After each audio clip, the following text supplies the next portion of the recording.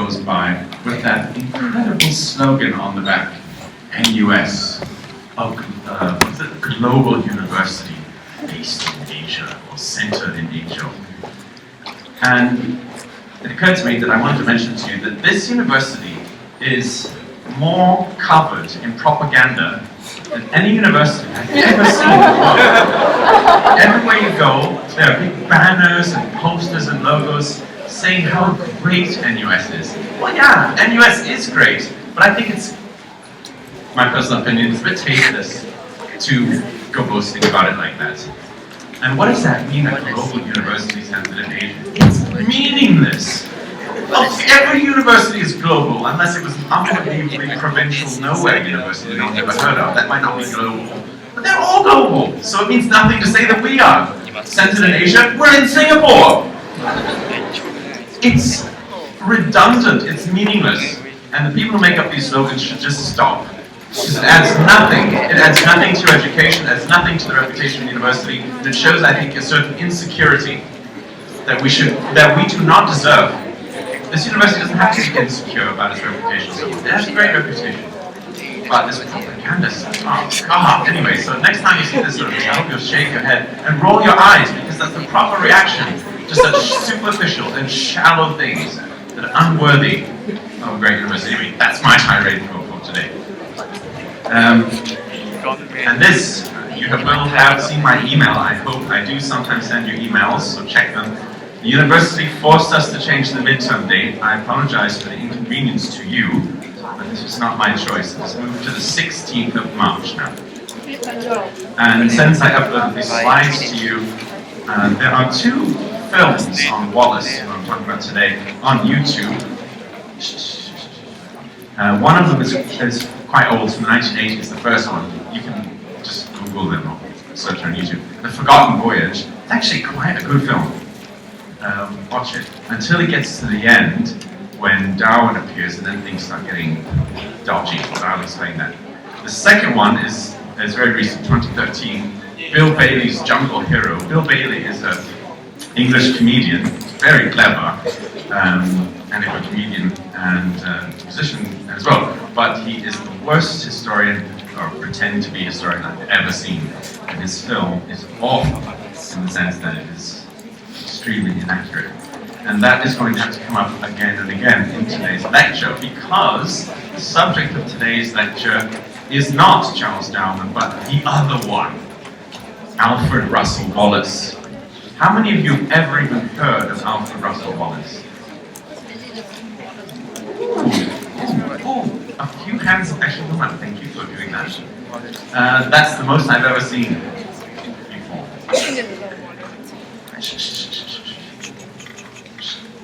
Alfred Russel Wallace is remembered as the other person who discovered natural selection, other than Charles Darwin.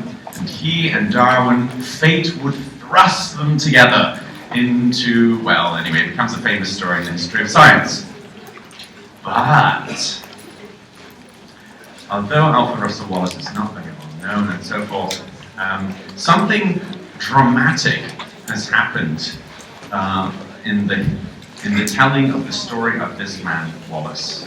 In fact, you can see it embodied in this cartoon, but you won't see it until I reveal it to you. Even I, an expert on Wallace, have published, I think, 3 books on him. I'm only gradually coming to see, because I'm working on an article right now on how the portrayal of Wallace and his life have changed over the last 100 years since he died. And now I realize how mythical everything that is usually said about him really is, and why. In other words, Wallace is never mentioned anywhere in the media, in documentaries, books, and so forth, without being referred to as forgotten. I have done it too. And this is in fact a historical idea, a way of describing, a way of talking that has a particular point in time where it emerged and has become very popular. So the way of describing the man is now universal.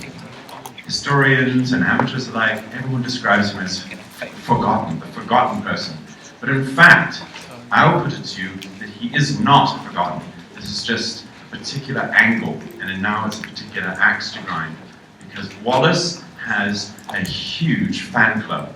Well, not huge, but he is a big fan club, and they are very, very zealous. They are passionate because they believe in the mythology that has arisen since the 1960s, that Wallace is everything Darwin was not. Darwin was rich, well-educated, had all the connections, and he's now one of the most famous scientists who has ever lived. Super fame in his lifetime and throughout posterity. Wallace, on the other hand, poor, no connections, no university education, didn't get the glory, and now forgotten. That is the story that people believe. And many people are extremely passionate. This is very wrong. They think Wallace came up with the theory too. He and Darwin published it simultaneously. So Wallace deserves 50% of the credit. He should be just as famous as Darwin. And the fact that he isn't is a gross historical injustice. And this is what drives these fans, as I call them, Wallace fans, which is a nice way of saying fanatics. Actually, did you know the origin of the word fan is fanatic? You'll think twice next time you use the word fan, won't you? That's where it comes from. Fanatic. Wallace fanatics. So, since I've begun publishing my revisionary works, pointing out that a lot of the things said about Wallace are not true, like that he was the greatest this or that, or that he was cheated by Darwin, or that he was plagiarized, all these things, absolute rubbish. But they're told by people who are not historians, but who believe deeply in this myth that Wallace was wrong. They think they're doing something good. And I'm coming out and saying that that's wrong. They're saying it's false. And now they're attacking me. I have become Wallace public enemy number 1. And if you don't believe me, spend 5 seconds Googling, and you will find endless blog pages and other things attacking me in the nastiest language. Because they think I am kicking the underdog. And that's a very bad thing to do. It would be. They think I'm upholding the orthodoxy and Darwin and kicking the underdog.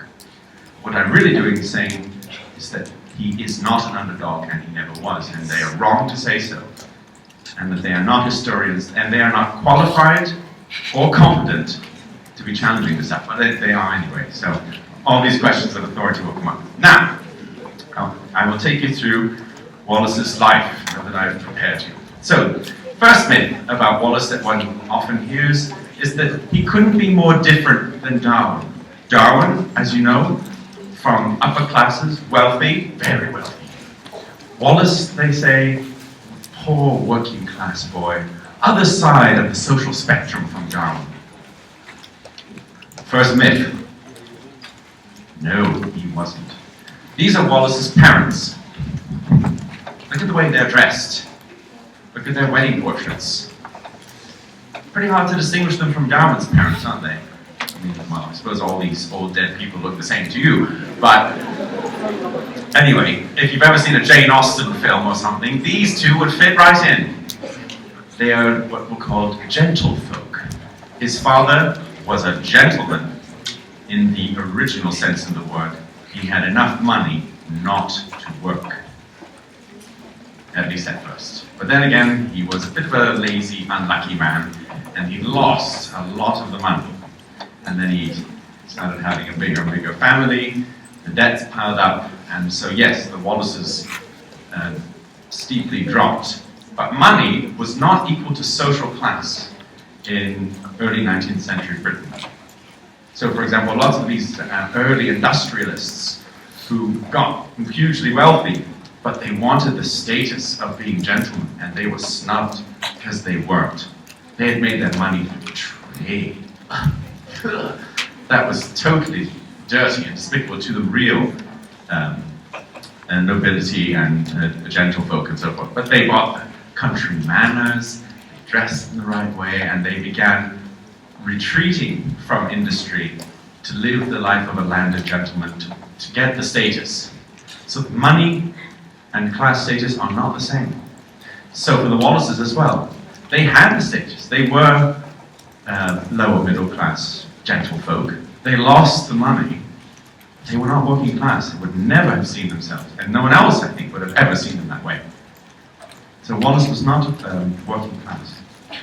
He was born in this little cottage on the border of Wales. It's a tiny, modest little place compared to that huge manor on which Darwin was born, but still, it's not a bad place. They had at least one servant still when Wallace was born.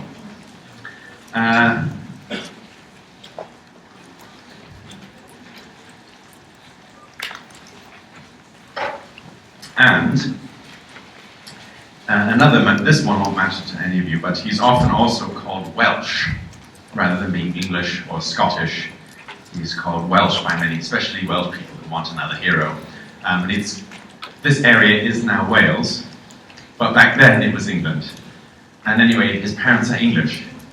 And all of the local Welsh people referred to him when he was a little boy as the little Saxon, which means the little Englishman, because he was blonde. He was not Welsh, not ethnically, not by his own identity, always referred to himself as English, but anyway, just knock that one down quickly on the way. He went, the family later moved to Hertford, which is the town north of England, north of London, and Wallace attended Hertford Free Grammar School from 1828 to 1837. A school whose curriculum was basically identical to Darwin's. Here I got in trouble recently when I pointed out that his fan club were always trying to say, oh, he had so many hardships, everything was so tough, and he had to struggle against all of it and so forth. And I'm the first person to point out that this was an excellent school. And in today's terms, in England, this would be called a public school. I did tell you the difference between public and private schools in England, didn't I? Did I? In England, a public school is what you would call a private school. I'm sorry, but that's just the way it is. The reason for that is that it goes so back far in time that originally, I suppose, a school was something that Lord so-and-so had on his manor or on his castle for his children and maybe the children of some of his associates. Those are the first schools. They were just called a school. But by their nature, they were private. They were paid for by Lord so-and-so, okay? Then, schools began to be created by headmasters in separate buildings where you could send students if you paid. So anyone who could pay could go to them, so they were called public schools. But almost all of those they were really expensive. They were for the families of rich people, and they still are. Many of them exist now, centuries later, Eton and Harrow and those sorts of things. So they remained always called public schools from their inception, even though in our terms we would say they were private schools. They were public in the sense that anyone could go if you could pay all that money. So the point I was making is that Wallace went to a public school too, like Darwin. He did not go to one of the many schools in this town for poor people. So although his family was poor, they scratched together enough money to put Wallace to the best school they could. It advertised itself as a school for the sons of gentlemen. So he had an excellent education, like Darwin's, but only up to the age of 14. Next myth! This one has arisen only about the last 10 or 15 years.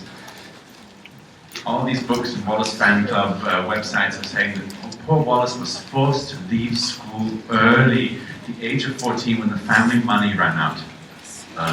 What? That's just made up. No, he wasn't. School ended at age 14 in those days. It was the normal leaving age. And someone simply made this mistake, but because it ticks all the boxes, extra disadvantage, poor Wallace, pity, struggle against disadvantage, it fits all the myths and boom, flies off. No one ever checks, no one ever questions. But it's not true. So he's well educated, but university is totally out of the question. His family does not have money, the means. But up to that point, he is a very well-educated young man, even though school in those days, as I told you about Darwin, was very boring.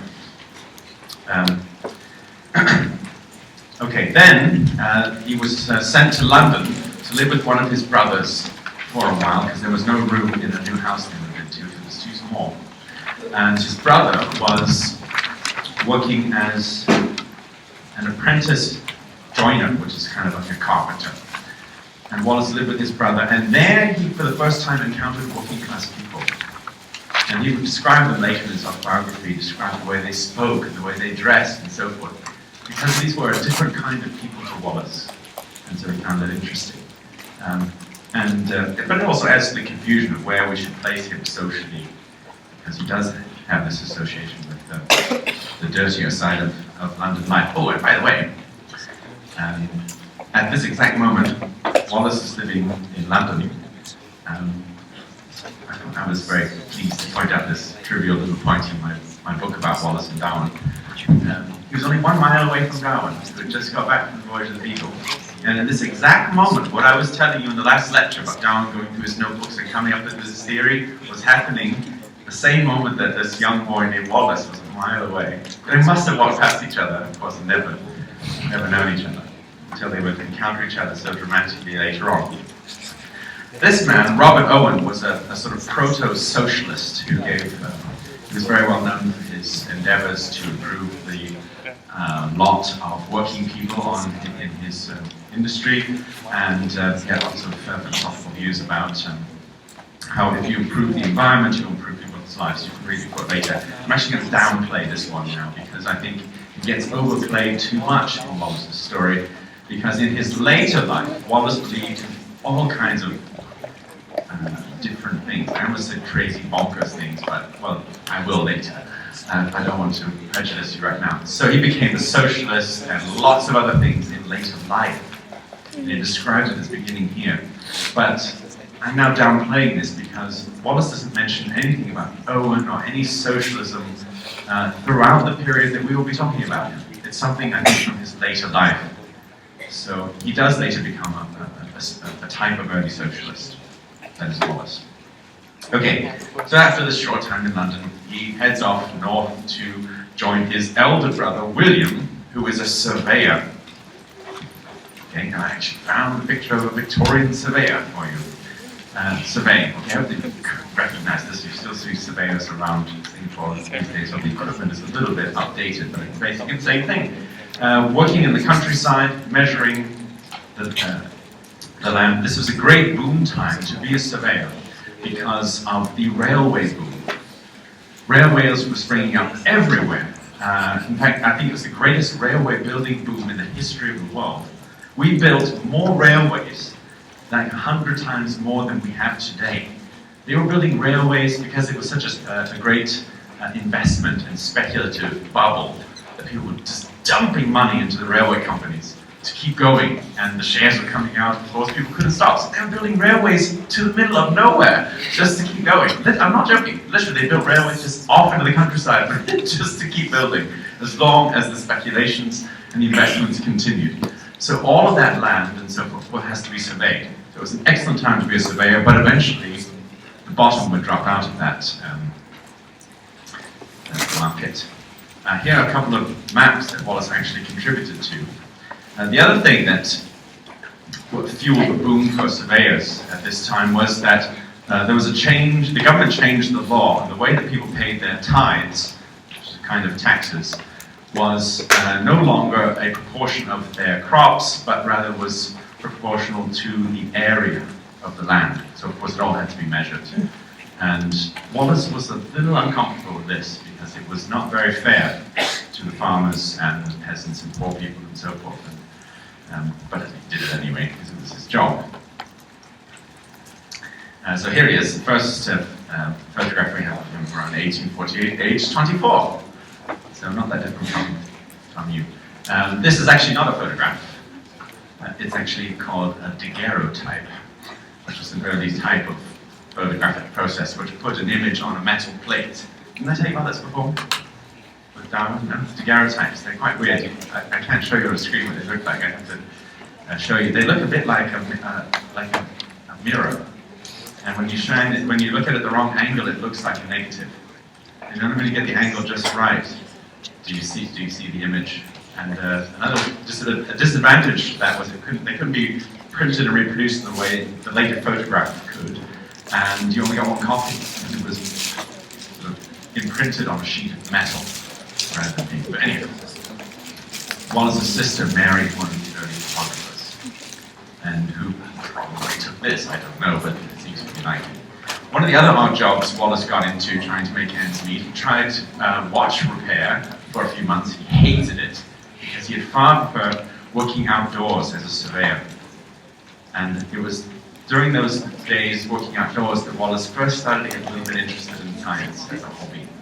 He started getting interested in botany, collecting plants and flowers. He bought a couple of pamphlets about botany, and he didn't really know what he was doing. He wanted to get another one. He ordered it in. It turned out to be this gigantic reference work for experts with no pictures. And he was quite disappointed. But it also shows something about Wallace. Remember this. Keen, interested, passionate, a bit uninformed, and a bit rushing ahead. This kind of behavior one sees in Wallace's life over and over and over again. But still, he's so intelligent and competent that he still muddles his way through. But he does often not really know what he's doing. Okay. Then he moves on to another job. A collegiate school in Leicester. He becomes an assistant teacher. This is where his excellent education pays off, and indeed should be obvious. He's well educated enough, he knows Latin and drawing and so forth, that he can be an assistant teacher at the school in Leicester. But the job leaves him with loads of free time, so instead of mountain biking, he does lots of reading and gets into all these other movements. So I'll just touch on today. So one was phrenology, this image in the center. You've probably never heard of it before. My first book is about this. This is a Victorian movement which called itself phrenology literally means the science of the mind. It was a sort of sciencey psychology. Nowadays people call it a pseudoscience. But historians try to use more neutral language. But you can see it's a head with all these lines and numbers on it. This is how it worked, basically. They believe that the brain, let me start first. They believe that the mind, that thing floating around above your head apparently, was in contact with your brain through specific organs. They thought the mind was divided up into a number of faculties. Your mathematical ability, your honesty, and so forth. All these different aspects of your mind were different faculties, and each one connected, like with a radio transmitter or something, I don't know, to an organ in your brain. And that followed, they believed, that if, depending on the size and vigor of that particular organ in your brain, that's how active or forceful or powerful that particular faculty of your mind would be. Furthermore, since they believe that the skull actually takes the shape of the brain and not the other way around, and there were actually good reasons for thinking this at the time, that the brain, although it's soft, shapes. There's a disease called hydrocephalus, where people have a blockage and the fluid of the brain accumulates and their heads swell up to enormous size and they stay alive. They're perfectly fine. But anyway, the sort of soft liquid inside the brain, inside their heads, can change the shape of the skull. Okay, so bottom line is phrenologists thought that by looking at the shape of someone's skull, I'm going to pick on you, right? And you can look at the shape of their forehead and how wide it was over the ears and all these things. You could tell everything about someone's personality and abilities. But they would actually read your head by feeling your head with their hands. This would make a great party game, actually. I could make a fortune if I turned this into a game. So they would feel all these different organs. They'd say, okay, well, you're number 8, your combativeness, or whatever it was. And then you could look it up in a manual. Okay, if it's small, it means this. If it's medium, it means this. If it's large, it means this. If it's extra large, it means this, right? So here's one you can all do yourselves. Have a little feel back here, the very back of your head, just where the base of your skull, okay? That's your organ of sexual activity. If it's really small, then you can feel modest and satisfied with yourself that you're a good person. Almost. If it's huge, don't tell anyone. Anyway, so all of these things, above the ears, if it's wide above the ears, that's your organ of stealing, I think. So if you're a thief. So anyway, the point is that phrenologists thought that they had power over everyone else. Just by walking around, you can see by the shape of people's heads. Oh, the great thinker, oh, clown. All these, I'm just making this up, but that's the kind of thing that they can do. People, so many people were convinced that phrenology was true, which I hasten to add is not, okay? I hope you realize that, okay? It's not true, but it was so widely believed in the early 19th century that many people would send someone to a phrenologist for a character reference. Do you want to hire a new maid? Send her to the phrenologist, tell her to come back with a report. And then you would trust that. Oh, this person is very trustworthy and won't steal the silverware. So Wallace went to a couple of talks by phrenologists, and afterwards he was one of those people who was a bit more keen than everyone else, and queued up afterwards to meet the lecturer, where he could pay a few shillings, and he would read your head, and then write it would depend how much you paid. If you paid a lot, you get a whole essay about yourself. Come on, we'd all love to have that. But Wallace didn't have that much money, so he got sort of a form with boxes ticked and then a few summary sentences. And he survived. And both of the phrenologists got one thing the same. So Wallace, here's another thing about it. He ignored the fact of them getting loads of things totally different. He paid no attention to that. But they both got one thing the same. Oh God, it's true, look! They could see this about my personality, which was that he was very modest and shy. Well, you get to see that looking at him in the chair and talking with him for 3 minutes, and the man was a bit shy. So they both put this down, but said they got it from his bumps. And he said it was the most dramatic proof of phrenology. And he never doubted it again for the rest of his life. That's another thing about Wallace. He never gave up on ideas. He was very open to new and outlandish ideas that were laughed at by others. He never gave them up. And so phrenology was his first. Second was mesmerism, on the bottom right corner. You ever heard of this? No way. It's another one of these crazy Victorian movements. You've heard the word mesmerized, of course. I'm mesmerized by your eyes. You've all heard, right? That's where the word comes from mesmerism. It was in your terms, it's an early form of hypnotism, but that word didn't exist yet. The idea of hypnotism did not exist. And this comes from a man named Dr. Mesmer from Vienna, who invented this science. He believed that there was an animal magnetic fluid. This is where the term animal magnetism comes from, if you've ever heard that. It's kind of an old-fashioned term. So he believed that organisms have this sort of other circulation system of magnetic fluid. It's a bit like qi in Chinese philosophy. You can't see it, but it's in there circulating around. Okay? So he thought that you could manipulate this magnetic fluid, not by needles, but by zapping with your own electric power. So they're rays shooting out of my fingers right now. You can't see them, but they're there. And if I was to get close, then they will be going into you and affecting you. So he would sort of do this in front of someone, passes, and the rays sort of snap. And you would fall asleep. What we would, no, that's hypnotism. That's 100 years later. This is before hypnotism, but the person would go into a trance. We would say they were hypnotized. They were hypnotized, okay? But they would say the person was in a mesmeric trance. And then you could suggest things like, you are a chicken. And the person would, all those things that you've heard about people doing with hypnotism first happened here with mesmerism. You could get someone to hold up, they'd have people come up to the top of the stage and hold up some incredibly heavy objects on the end of their arm and they'd forget about them. And they would just stand there in a trance. And people would say, oh, you can't fake that. There's no way that person could hold that thing out for that long. Or They would do other things via suggestion. Here's the most convincing one of all. You know, many people scoffed at this and said it's fakery, they're just doing it to get money. They were.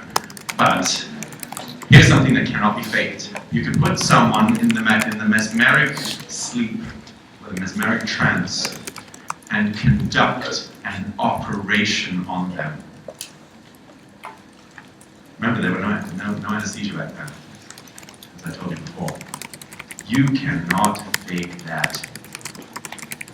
For a surgeon to cut your breasts off if you have breast cancer, or to cut into your abdomen, and you sit there quietly, you're not faking. Something real is happening. The problem is it didn't work for everyone. I think, like hypnotism, which I know nothing about, but I think it only works for some people. And it's hard to control and so forth. But anyway, the fact that it was so widely reported that this could be done, you could mesmerize someone and conduct an operation, rather than knocking them out with whiskey or opium, which is one of the things they would try. There has to be truth in this. There has to be something to it. So Wallace read about this and also became convinced. And then there were people who combined the two into, I'm really missing out on a party game on this, phrenomesmerism, where they felt the two were both valid, and so he experimented on his students at the Leicester School. So he would have, I guess they volunteered, I don't know, but anyway, he had students come to his rooms, and he and his friends would conduct these experiments. So, for example, he would hold his finger above one of the organs there, which they all knew what it was, you know, the organ of imitation, for example, or the organ for religiousness, which, by the way, is at the top of your head. So if you have a pointy head, you should be very religious or something like it. And if you have a flat head, then not very. Anyway, so he would do things like that, sort of hover over that bit of the head, and the students sort of flop down and put their hands together in an indication of prayer, and they would all look at each other and say, you see, it works! And all these sorts of things that were conducted. All of them, what were they? Confirmations. Things that confirmed that what they were interested in was true, instantly accepted, and very loudly too. Wow, look, it works, this is fantastic! And other possible explanations, simpler ones, like, well, the student knows that's the bomb of religion, and so forth. These things were never considered at all. So Wallace believed in all of these rather crazy things. And then, top right, you remember the book, Vestiges of Creation. Remember that notorious evolutionary anonymous book compared to Prostitute by Professor Sedgwick. This book about all of nature developing and unrolling and progressing ever onwards. Wallace liked this and was convinced. So from 1845, when he read this book, Wallace believed in evolution of a sort, the vestiges sort. That's very important. It's a different kind from the one he and Darwin were later believing. But you see, there are all these things have something in common. Radical ideas that lots of people ridicule and make fun of. Some people do. Wallace, wow, fantastic, loves it, and takes it on board. Okay. Oh, and I'm forgetting poor Bates. On the bottom left, here in Leicester, he makes a very important friend who will change his life. Henry Walter Bates was from a slightly wealthier family than Wallace's. Although they were manufacturers, doesn't have a gentleman's background. He also went to school at the age of 13. Crazy thing is, this fact is quoted in all these books about Wallace. None of them ever noticed the fact that Bates leaves school at 13 and Wallace at 14, but Wallace is supposedly forced to leave early because his parents ran out of money. They never noticed these contradictions. Anyway, he becomes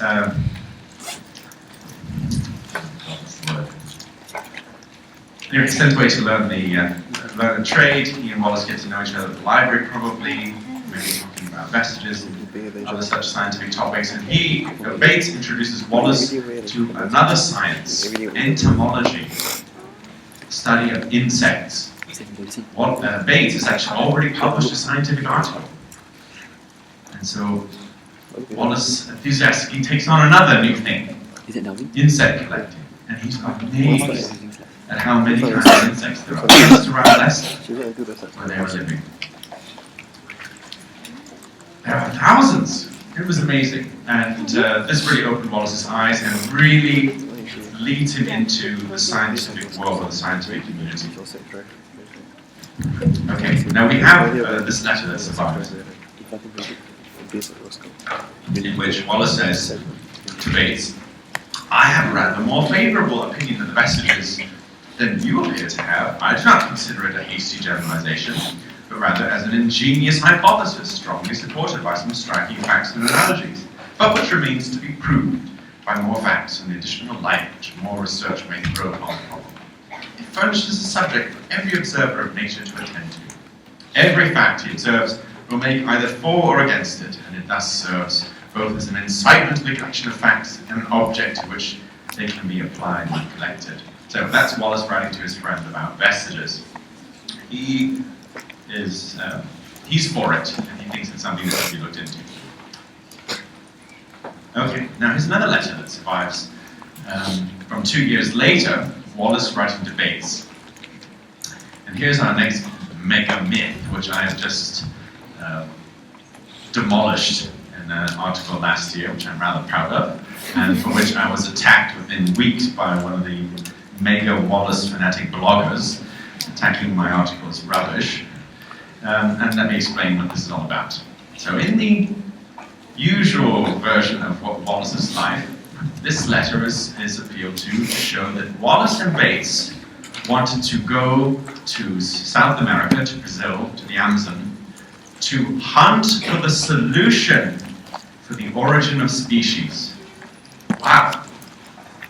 Dramatic.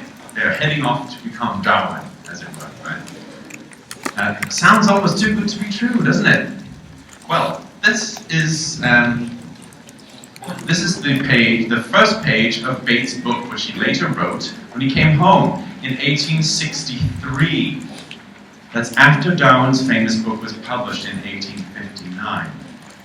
And Bates, as you can see there, says, Wallace expressed in one of his letters to me that we went out there towards solving the problem of the origin of species. Now this is what made me suspicious. I will reveal my thought process to you. So I don't want to just say this is right, this is wrong, because that's not really important, but how to find out. I became a bit puzzled by this because this is mentioned in every account of Wallace's life. This always, in fact, this line is usually quoted. Always. And this is told. This is why they went out and so forth. But something was just itching at the back of my mind. There was something funny about it because Wallace himself never said so. And he told the story of his life and of going to the Amazon loads of times. He always just says we went out to be insect collectors. Why, we all tell the story in this more interesting way that they went out to solve the origin of species. And yet, there's actually, as I did a lot more digging, there's actually only one source for this idea. This page. This line. And then it occurred to me that, well, wait. We have this letter. It exists. It's that one. We have the original. And the wording is different. Bates changed the wording when he published it. This was in his private possession at the time he published it. Wallace wrote, let me do it with the mouse. He's just gone to Paris and looked at the Natural History Museum there, then in London and looked at the Natural History Museum and their huge collection of insects. Then he writes this letter to Bates. And he says, I should like to take one family of insects to study thoroughly, principally with a view to the theory of the origin of species. And then he says, can you recommend a family of insects that I should collect? This letter says nothing about a trip. The idea that they're going to Brazil in a few months is not mentioned. But everyone believes this letter is about their trip, and that the point of the trip is to find the origin of species. Wallace actually said, I'm interested in this topic, can you recommend a family of insects? That's all he said, which is quite a mundane, normal, plausible unbelievable, boring thing to say to your friend. But it's somehow been ratcheted up. In my opinion, I think Bates slightly sexed up the quote to make himself look better. Because Bates was a sort of more important person than Wallace when they set out. He had stayed in the Amazon for 11 years. They both believed in evolution by that time. Okay? They believed this. By the time he comes home, Darwin is the most famous scientist in the world, and his old friend Wallace is famous too, because of his connection with Darwin. And Bates? Who's her Bates? So, when he publishes his diary, his journal, his adventures, he puts on the first page that, well, Wallace and I set out to solve the origin of species. In fact, he got a lot of flack for that sentence. All of the reviewers quoted it, and some of them made fun of him. Oh, he went out to solve the origin of species, and all he brought back was a load of butterflies. And he boasted about a couple of things. There were exaggerations as well in his preface. The second edition came out later in the year. He cut these out. And he never reprinted them again. So I think that they are clearly not true. Wallace writes letters from the Amazon to his brother-in-law. One of them has a long list. Oh, but yes, I've put the article on IVLE about this case.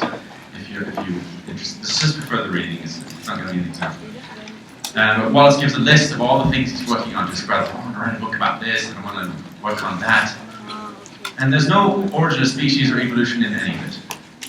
So all we have is something from someone else from a much later time. This is not a trustworthy historical source.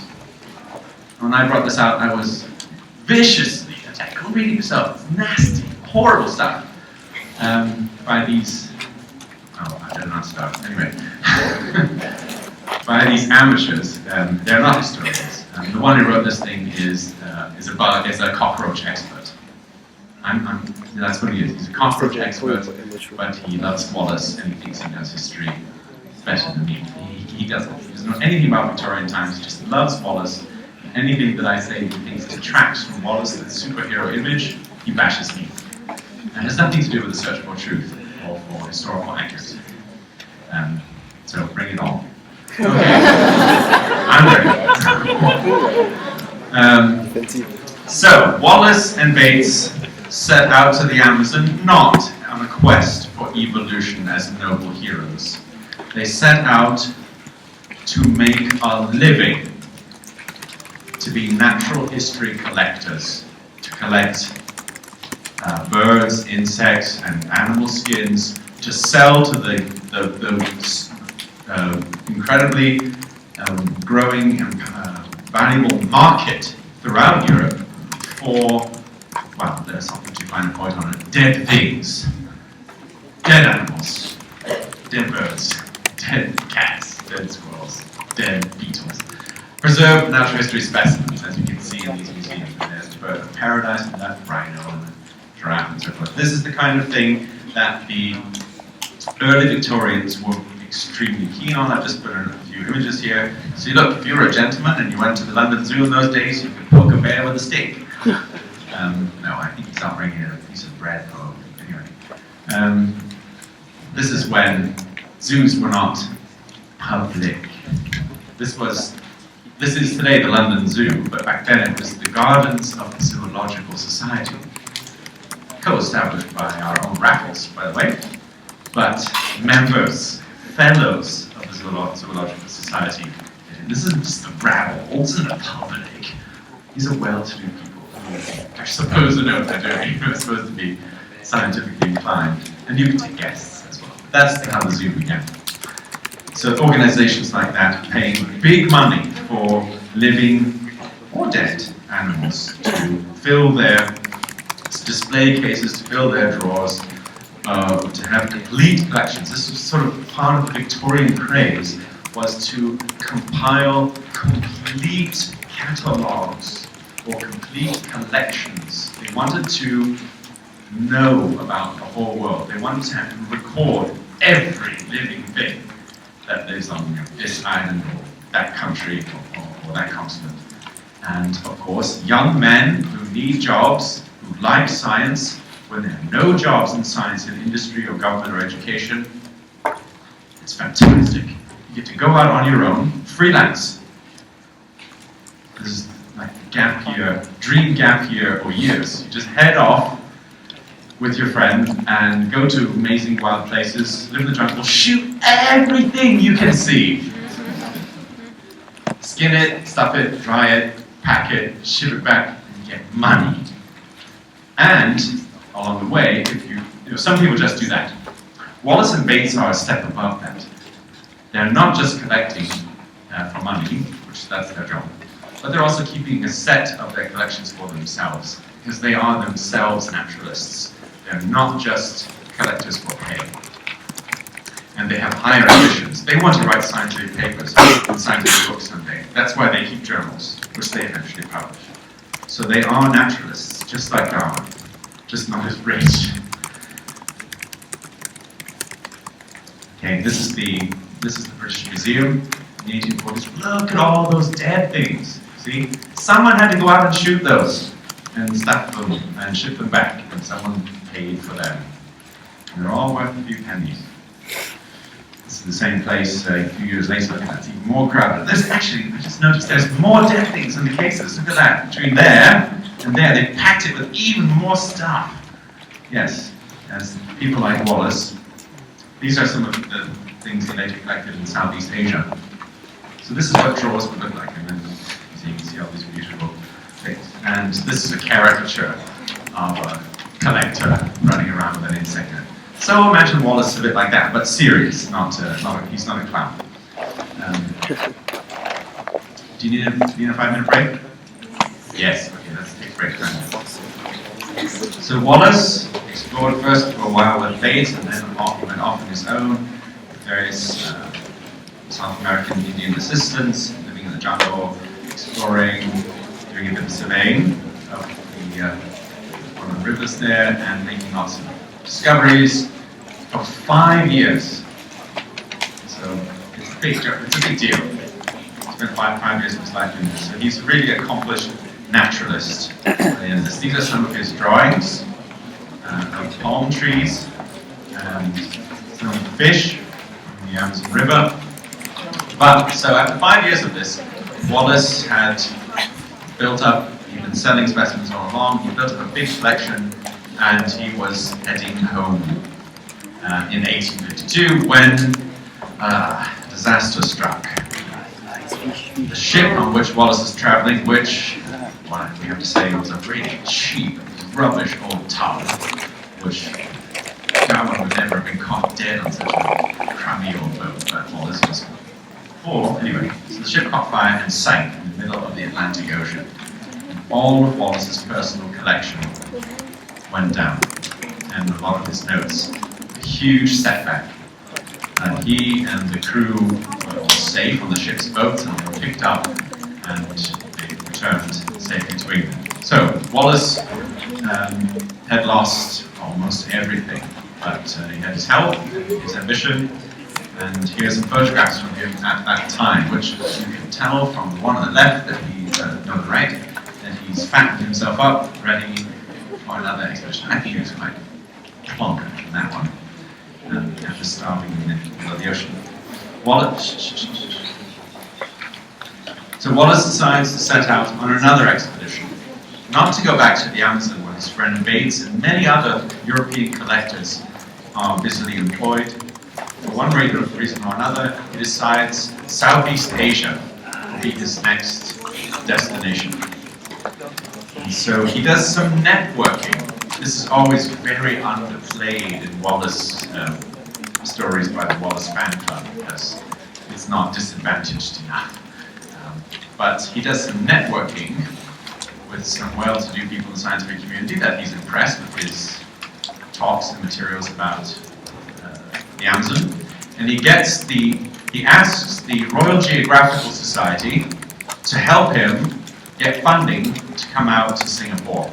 And they get it. They get government funding to give Wallace a first-class ticket on the steamship from Southampton, south of England, basically to Singapore. Although, of course, in those days it was quite complicated. But basically, let me emphasize the word first-class ticket on the P&O steamer in those days was like, I imagine, a first class ticket on Singapore Airlines would be today. I don't know how much is that? $10,000 or something, right?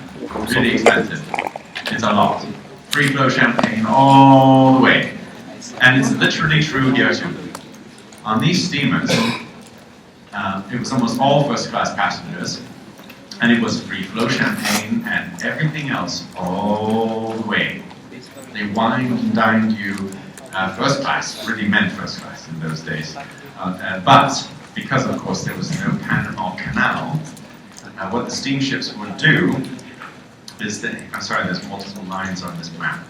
This was called the overland route to India, which was for many, many years the way the British came out to India. So they sailed through the Mediterranean here to Alexandria in Egypt, and then there's this little bit overland in the desert, and then you got to the Red Sea and took another steamship. Because of that little bit, it was called the overland route. Even though it's a sea route, of course, going by ship. But there's this little bit. Previously, ships went all the way around Africa, which took 3 or 4 months. This cut down the voyage to maybe, I guess now 30 or 40 days. That's why there are 3, these are the actual steamships that Wallace sailed on to come to Singapore. So he left England in this one, the Euxine, which is an old-fashioned one. And then the Red Sea got this very nice modern one, the Bengal. And then they stopped at what is now Sri Lanka, because the steamer he had taken from the Red Sea stopped there, and then I think went to Bombay. He got out and got on this steamer and took another route which went to Penang and then Singapore on the 18th of April, 1854. The steamer went on to Hong Kong. He went back and forth every month. Oh, and Wallace also got, because he got this funding, it was enough for him also to bring out a servant, a young working class boy from London who was about, my colleague and I wrote an article about him. His name was Charles Allen. He was 14, I think, anyway. So as to work as Wallace's assistant. So he's going to do things on a bigger scale this time than he did in the Amazon. And so, yeah, here it is. He arrived here in Singapore in April 1854. I'm sure you all recognize it. So, I mean, it's changed a little bit. I mean, for example, this hill, Mount Wallach, is no longer there. It was destroyed long ago. I think Marina Bay Sands is sort of about here. The rest of it's all the same, right? Now, Wallace thought that now Singapore was the busiest port in Asia back then. Some of the history you learn is a bit dodgy. Right? And until independence, Singapore was, I don't know what it was, but then after that it became super great. That part is true. It did become super great after independence. But the truth is, it was also pretty good before that too. So it was the biggest bustling metropolis in the entire region.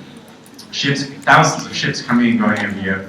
Lots and lots of rich businessmen and merchants, most of them Asians. Most of the mercantile wealth was in the hands of Asians. And most of the island had been deforested for plantations and so forth.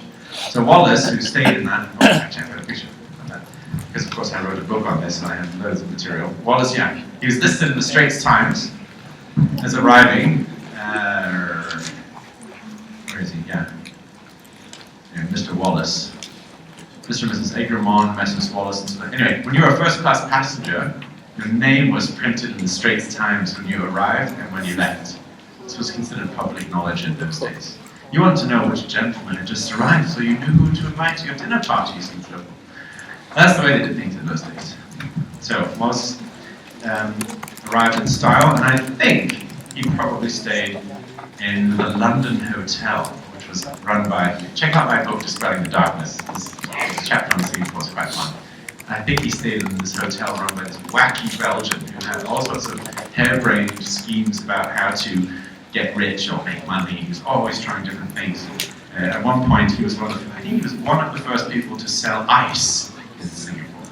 You have all these ads in the Straits Times with full capital letters. Ice, ice, ice! Come get it.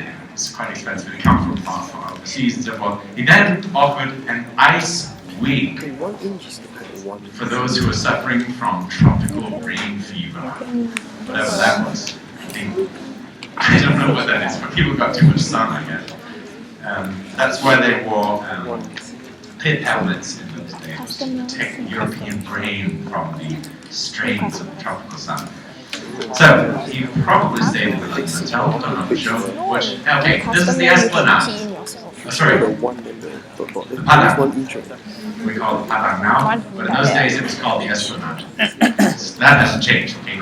This piece of grass is still there. That's the only thing that hasn't changed. Oh, no, and this is now the Asian Civilizations Museum.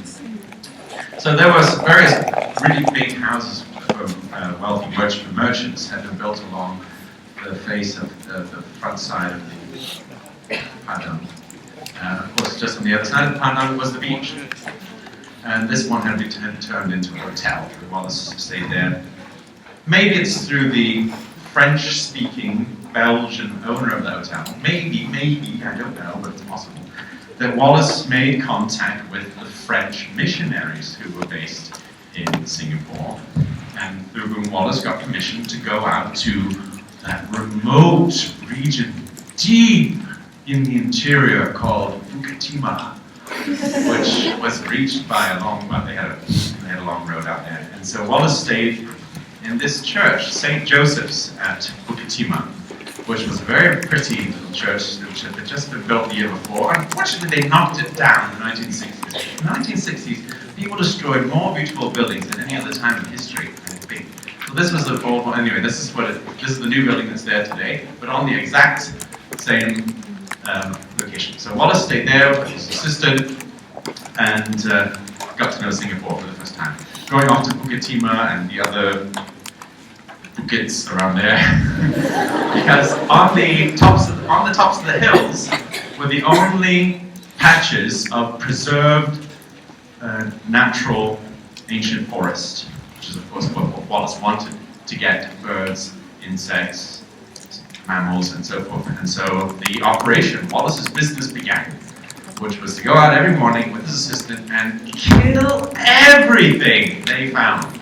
Every bug, every bird, every lizard, every gecko, every squirrel. Kill, bang, bang, bang, stab, net.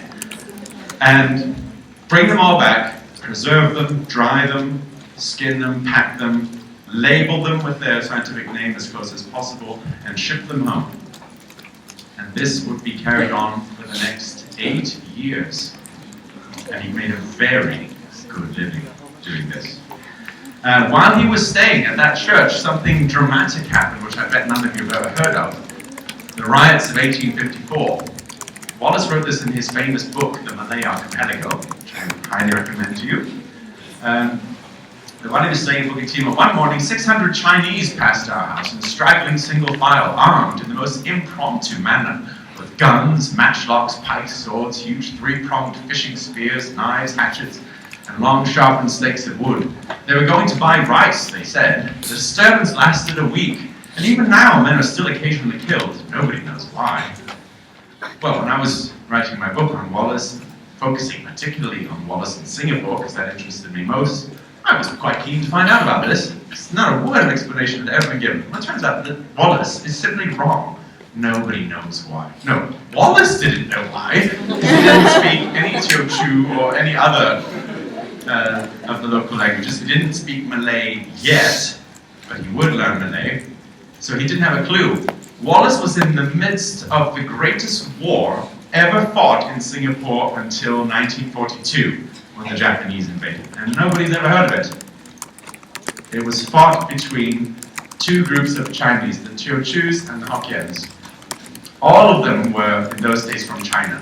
These were not Singaporeans. They were Chinese immigrants, and the Teochews were all working on the plantations, and the Hokkiens were mostly in the town, merchants, shopkeepers, and all those sorts of things. And there have been a lot of tensions between the two groups for a long time. But at this particular time, things erupted. Sorry. Probably because the price of rice had just skyrocketed because of things going on in Java that nobody knew about, which is where the rice came from. So one day, a Teochew man was buying rice Hokkien shopkeeper in the town, and a fight broke out over the price of the rice. The Teochew man thought he was being cheated. He was, I don't know what's in there. But it's probably because of the rice prices. Fight broke out. Everyone in the area jumped in on the side of their clan or of their linguistic group, and then it spread from there. And pretty soon, hundreds of people were clubbing each other, throwing stuff. And it just spread and spread until there were pitched battles with guns, knives, swords. People were being killed in the most brutal manner, beheaded, disemboweled.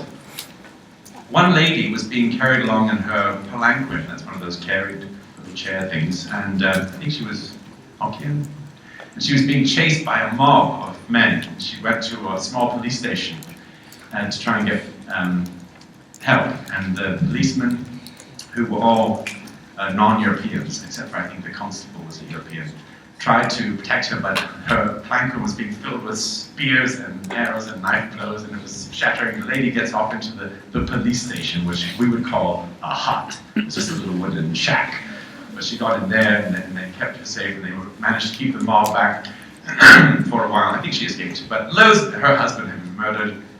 It was unbelievable. Smoke was rising. Buildings and farms and shops were being looted and burned. Singapore was burning. And Mr. Wallace is in Bukitima, in the forest, collecting butterflies and doesn't have a clue what's going on. Massive battles. The street behind the police station, wherever that was in the old part of the town, the central Singapore, down by the old colonial buildings now. Anyway, the police station there was gunshots in the street behind the police station. They went to investigate, and one side of the street was owned by Hokkiens and the other by Teochews, and they were shooting through the windows of the houses at each other. So bullets were going back and forth through these buildings, and the police were just walking through the middle, wondering what was going on, and nobody paid any attention to them. They were totally irrelevant. No one heard them, but one policeman got, I think, nicked by a piece of wood or something. So one scratched finger was the European total. So they went into these houses and confiscated all the guns. One European died because he was out with the group trying to stop all the mobs going to the countryside, and I think he died of sunstroke. 25. He didn't have the ice wig. That's why. Actually, I think in those days, I don't think they really understood dehydration in those days. They probably didn't drink enough. They were probably sweating themselves to death, literally. That's probably what happened. Anyway, in the end, this war, these riots, were finally put an end to when the Madras infantry, the police, local volunteers, and sailors from the ships in the harbour, some of them sailed around with the government steamers the other side of the island, and the two forces sort of marched across Singapore and met on both sides to surprise all these rioters and finally put an end to it. And that was the end. So it was an unbelievably dramatic, bloody business based on these old ethnic rivalries. And you don't learn about it in schools. Why not? I think it's interesting. I've been told I shouldn't talk about this, that it's politically incorrect. I was like, what does that have to do with Singapore today? Teochews and Hokkiens don't hate each other. I'm not going to incite some kind of racial hatred by talking about what happened 150 years ago. Like some people, I don't understand that. But anyway, I think it's interesting, and it happened, it's true. And Wallace didn't have it. Wallace also said that Singapore in those days was infested with tigers, which is true, there were tigers here.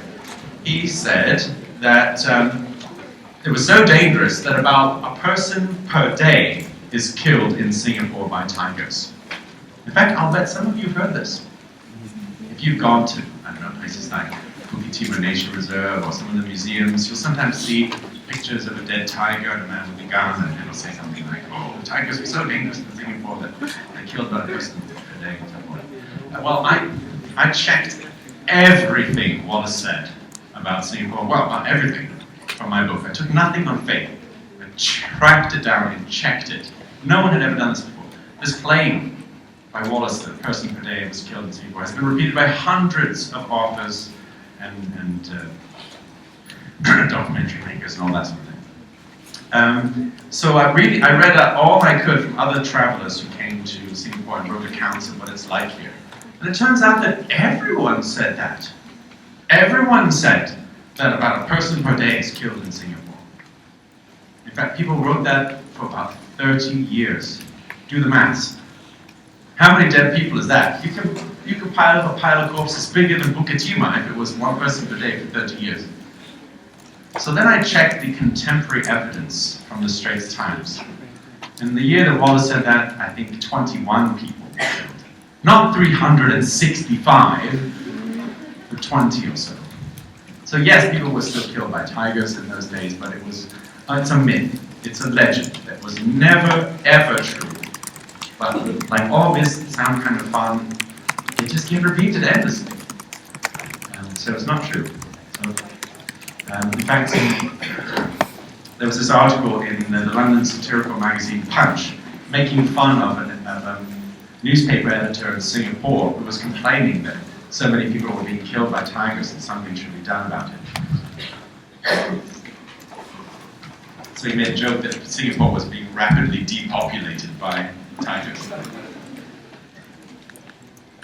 Anyway, so I'll read the last paragraph.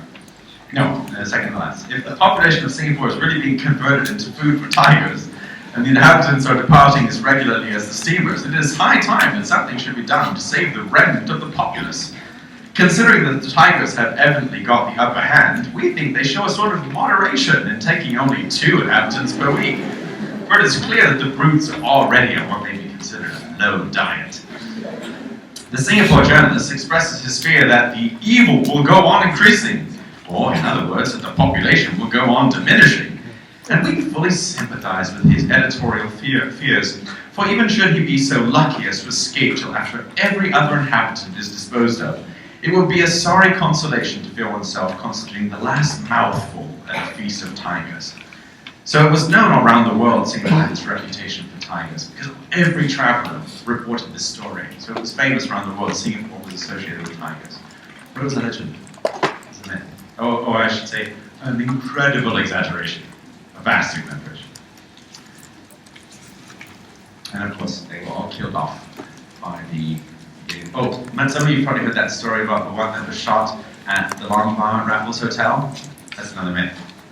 It was not a Singaporean tiger. That was an escaped zoo animal that escaped and it hid. It wasn't under the billiard table in the Long Bar. It was under some underground bandstand or something, hiding in the shadows, and they just shot lots of bullets at it until they killed it. That's the true story. Usually not as fun as hiding under the billiard table and all the judges going, I say, a tiger. No, that's not what happened, but alas.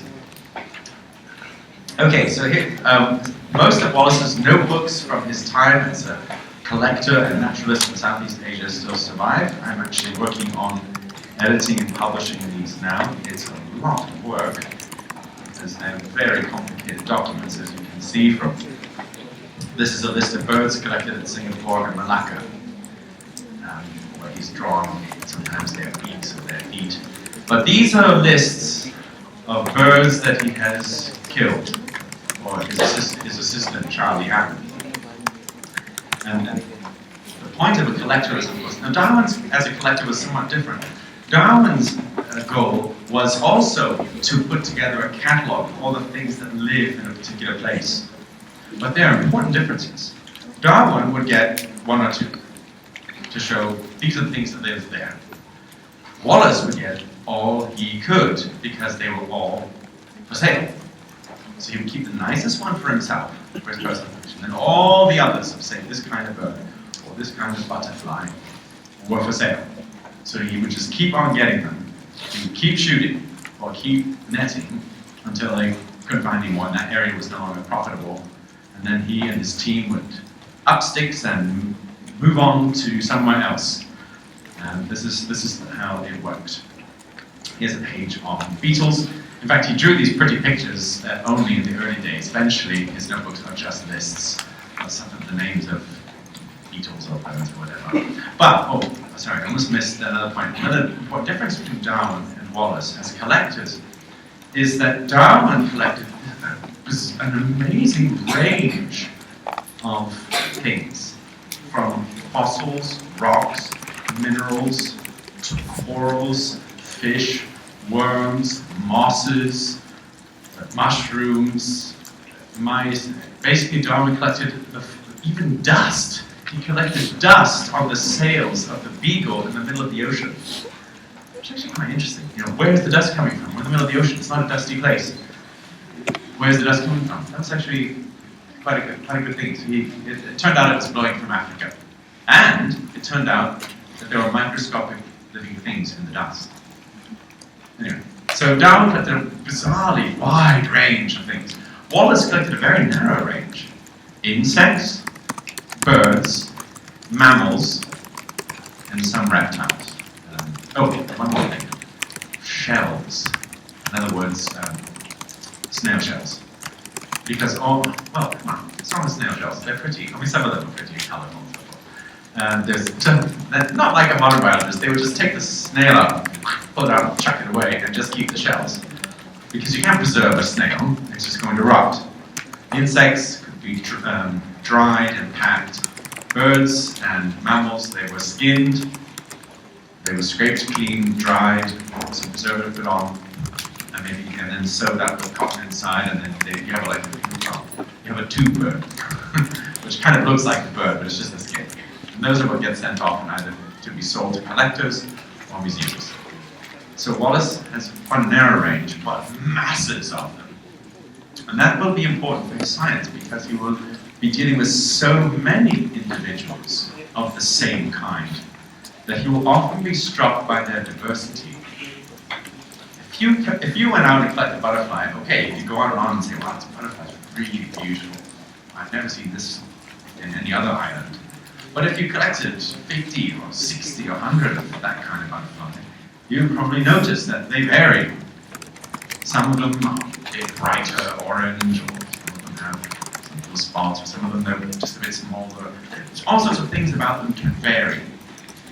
And this lesson, Wallace learned in a slightly different way from Wallace from collecting all of these different things. Oh, here we go. This is a list of beetles sent to Mr. Stevens, who was Wallace's agent. And you can see it's all totaled up there because these are not just scientific records, they're financial records. All of these beetles were for sale. Every time Wallace grabbed a beetle and put it in his collecting bottle, he was putting a penny in his piggy bank. This was his job. There was nothing disrespectful about it. But in those days, remember, getting money wasn't quite as respectable as not needing to. So in his books, when Wallace writes about all of his amazing adventures and all the beautiful things he found on different islands, he doesn't really say that he's selling them. He doesn't hide it either, but he just doesn't talk about it. So he comes across in his writings as a bit more of a disinterested scientist or observer of nature, which is true, he was. But this was how he made his living. Now his assistant, Charles Allen, got a bit annoying. Here's a letter that Wallace wrote to his sister, who had, by the way, recommended Charlie Allen. So this is what Wallace writes to her to explain in a private letter. Every day, some such conversation as this ensues. Charles, look at these butterflies that you set out yesterday. Yes, sir. Look at that one. Is it set out evenly? No, sir. Well, put it right then, and all the others that want it. In 5 minutes, he brings me the box to look at. Have you put them all right? Yes, sir. Look, there's one with the wings uneven. There's another with the body on one side. And then another with the pin crooked. Put them all right this time. It most frequently happens that they have to go back a third time, and then all is right. If he puts up a bird, the head is on one side, or there is a great lump of cotton on one side of the neck, or the feet are twisted, soles uppermost, or something else. In everything it is the same. What ought to be straight is always put crooked. And this after 12 months of constant practice and constant teaching, and not the slightest sign of improvement. I believe he never will improve. Day after day, I have to look over everything he does and tell him of the same faults. And his sister has proposed sending him another assistant. So that's why Wallace says, another with similar incapacity would drive me mad. He never, too, by any chance, puts anything away after him. When done with, everything is thrown on the floor.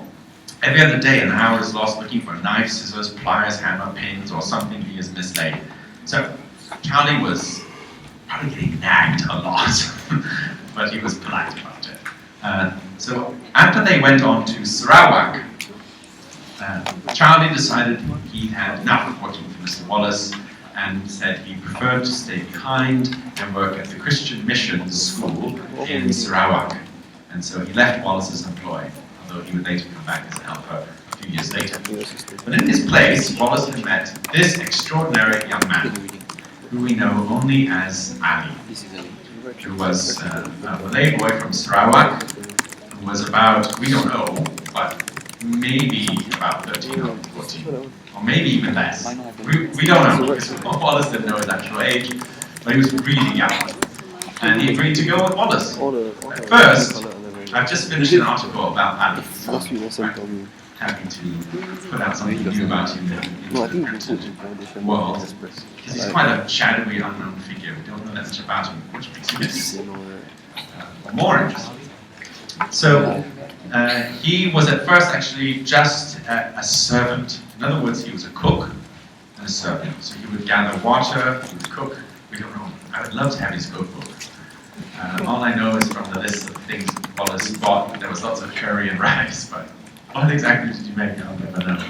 And eventually, perhaps as he got older, as he saw how the system worked with Wallace and other assistants, Ali became a collecting assistant too. And eventually, he became the chief, the head man, sort of the head of Wallace's operation of death. Right? He became the primary shooter, and most of the birds that were discovered by Alfred Russel Wallace in Southeast Asia were in fact discovered by Ali, including the most famous one, which was a new species of bird paradise. I think I've got to bring a picture of that. So Ali taught Wallace, or helped Wallace to learn Malay, and traveled with him everywhere he went. And they seemed to have got along really well, and Wallace was always spoke very positively about him, that he could trust Ali, unlike Charlie Allen, who he couldn't trust to do anything, and he always had to watch him. And so Ali, when they would go to a new town or a new island, they would hire a few local people to help the assistants in the operation. Ali would teach them their duties, how to clean the birds, how to shoot, or whatever it was that needed to be done. Here's another thing that happened.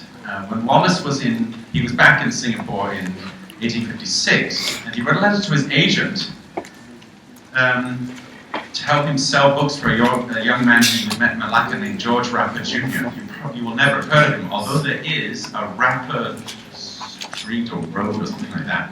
I think near Little India, I forget. But anyway, there is a road named after Rapper in Singapore. And so it seems he was hard up for cash, and Wallace sent some books back to sell to help him out. Well, it looks like it worked, because a few years later, in 1859, Rapper became co-founder of Robinson & Co. So I bet you didn't know that. There's a Wallace connection with Robinsons, which I think maybe they are called Robinsons and Wallace. No, it's a bit too generous to Wallace. But anyway, Wallace left a bit more of a footprint in Singapore than you might imagine. If he hadn't helped out Mr. Rapper, well, we wouldn't have Robinsons to go shopping at. Okay, now I've divided up Wallace into 2 lectures this year instead of just one, because there was way too much to fit in one lecture. So we'll talk about Wallace coming up with his own version of please. I'm not even close to finished, so don't gather your stuff to get ready to go. I lost my train of thought. What was I saying? Next week, yes, we'll talk about Wallace is coming up with his own version of natural selection and all the really big, more important myths and legends and accusations against Darwin and so forth that have been going on. So we'll deal with that in the next lecture on Thursday. Now, Wallace, because Wallace is the famous person connected with Darwin and the discovery of evolution and so forth, who actually worked in Singapore and was probably the first great naturalist to work in Singapore. And because he's known as something of an early advocate for the study of the trendy word nowadays, biodiversity. I say that intentionally because it's the new orthodox word and nobody knows about it. It is trendy word, biodiversity and conservation. So he famously wrote when he first came to Singapore and went around the town and could barely find any insects because this beautiful tropical island had all been cleared away and there was a huge city there, and he couldn't find very many insects or birds wandering around the outskirts of the town. And he said, gosh, wherever human beings go, nature retreats. And particularly like this case here in Singapore where the insects are gone. If this keeps up, countless kinds of living things will vanish. And what will future generations say about us? That in our quest, our grubby quest to get more and more and more, to get money, that we let countless beautiful things that have been on this earth for countless millennia vanish forever. That's quite a prescient statement, and of course, it's been happening ever since. We have to stop. So, in honor of Wallace and his connection to Singapore, there are a lot of things here that you may not be aware of. First of all, first at least is the website Wallace Online, which I did a couple of years ago. It's kind of a Darwin line, although much, much smaller. This is basically the works of Wallace, publications, books and articles, and also all of the descriptions of his specimens by other scientists, which is a very big collection indeed, all the things that he killed. Last year, 2013, was the 100th anniversary of Wallace's death. He died a very old man at the age of 90 in 1913. It was his centenary. So last year there were lots of talks and books and commemorations, well, a few. Just follow everything. Not nearly as many as Darwin, but also some things in Singapore. One of those was that the NUS, or more specifically the Faculty of Science, and the Singapore Science Centre put up the money to create an exhibition of Wallace, which is still going on. It was extended for another year. So until November this year, at the Science Centre, which you probably haven't gone to since you were school kids, there is this exhibition on the life and work of Wallace. It's in the back wing of the Science Centre. Anyway, I curated this. So I wrote and designed most of it, although they tweaked lots of stuff I wrote, so not exactly word for word. And there's some wonderful animated films. When you first enter the exhibition, there's a sort of theatre area where you can watch, I think, 10 or 15 minutes. These films that show Wallace's life. Super quality, just TV quality. So go there, hopefully there's not too much banging and screaming in the background, which there usually is. Science Centre. You can watch that film. I'm trying to get them put online because they're really nice, which tell Wallace's story. And go and look, it's by far the most detailed exhibition ever put together for Wallace's. I've actually got a stack of flyers for it. They're free, just take one if you want. And last but not least, did you know that at Bukit Timah Nature Reserve, the top right, which unfortunately right now is closed for renovations, but normally there's a panel or two in there with Wallace's picture and showing how he started studying biodiversity in Singapore and so forth. And then down here, the Wallace Trail, which I go by on my mountain bike all the time, and tip my helmet to Wallace. This is at the dairy farm. Nature Park, isn't it? The dairy farm, whatever it is. Near the tea woods on the other side. There's a big car park there, and you walk up the road, and then there's this Wallace Trail. which is basically a big, not a loop, but a sort of a U that goes through the forest. And along the way, there are various signs about wallace. I think we tell the tiger story, one per day and stuff like that. And then up the road from this is the old dairy farm building itself, which used to have lots of cows in it. And now it's called the Wallace Education Center. It's really nice. It's totally empty. And it's not being used for anything, but they've got various signs telling the story of not just Wallace and his life, but also the history of the dairy farm and the nature reserves in Singapore from the 1840s until today. Please, make your mind for another 2 minutes. Wait. So the nature conservation story is told on the billboards there. In fact, believe it or not, that nature conservation goes back earlier in Singapore than perhaps anywhere else in the world. The reason Wallace found preserved old forests on the top of Bukit Timah and the other bukits whose names I can't remember, Bukit Batok as well.